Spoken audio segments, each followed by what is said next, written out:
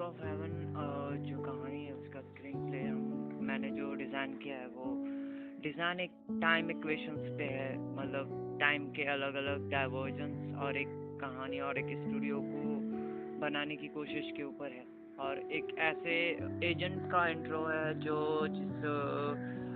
जिस ने एक्चुअली अर्थ पे पहले हेवन बना चुका था ऑलरेडी, बट उसी कैरेक्टर को रिलेट करता है ये कहानी। एक जो जर्नी है एक टाइम थिप्स की, जिसने सारे टाइम इक्वेशंस को समझ के उसको सॉल्व करने में अपनी ज़िंदगी लगा दी, बट उसको उस कहानी को अनलॉक करने के लिए, क्योंकि वो राइडर बन चुका था उस कहानी का, तो उसे एक चाहिए थी टीम जो उस कहानी को अनलॉक कर सके। और वो टीम बिल्ड होती है एक एकेडमी के थ्रू। एक एकेडमी बनाई जाती है और जो उस बुक को अनलॉक कर सके, और उस एकेडमी की कहानी है, फिर उस बुक की जर्नी है। और साथ में इसमें ये भी दिखाया गया कि क्वांटम फिजिक्स को किस तरह रिलेट किया जा सकता है, आप कैसे कॉस्मोस एनर्जी से रिलेट कर सकते हैं, सेक्रीफाइस और काफ़ी सारे डेवलपमेंट के नॉलेज को कैसे अनलॉक किया गया, किस तरह फिजिक्स पैदा हुआ, किस तरह हिस्ट्री ज्योग्राफी किस तरह आया।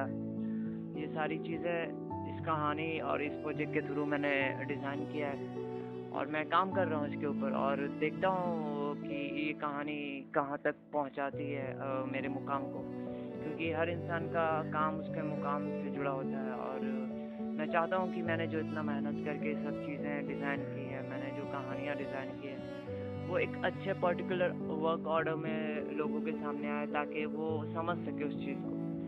मेरा journey is not my target कि मैं बहुत बड़ा फिल्म मेकर बनूँ या मैं बहुत अमीर या रईस। Like cost is the different thing, but मेरे लिए वो मैसेज, वो इन्फॉर्मेशन, वो रिसर्च इम्पॉर्टेंट है जो मैंने अपने 20 साल के करियर में किया, और उससे बहुत सारी चीज़ें बनाई हैं मैंने जो रिलेट करता है एक अच्छा सोसाइटी, का अच्छा यूनिवर्स को।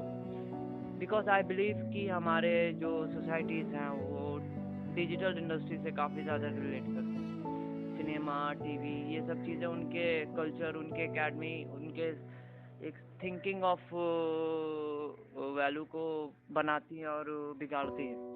तो मैं चाहता हूँ कि एक अच्छा एक इन्वायरमेंट भी हो साथ में प्रोजेक्ट के, और लोग रिलेट करके समझ सके चीज़ों को, एकेडमिक का वैल्यू, लाइफ का वैल्यू, कमिटमेंट, वर्ड्स, इन सब चीज़ों का वैल्यू समझ सके। और यही बेसिकली फंडा है इस प्रोजेक्ट का, और मैं इस पे काम कर रहा है, और मैं चाहूँगा कि ये बहुत जल्दी कंप्लीट हो।